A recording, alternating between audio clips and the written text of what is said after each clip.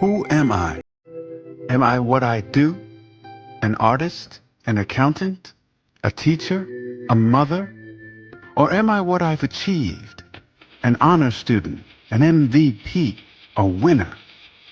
Am I the things I've done right? Or am I defined by the things I've done wrong? Am I a saint? A sinner? What about what others think of me? Am I all of these things? None of these things? Who am I? How I identify myself determines how I approach life. If I am what I do, I'll always need to do more and achieve more to find my value. If I am what others say, I'll always try to please people instead of my Heavenly Father. But if I listen to who God says I am and embrace His identity in me, I'll find the freedom to live out all He has planned for me. God calls me His child. He says I am wise and restored, that I'm a brand new creation in Christ. I am chosen and holy and blameless before God.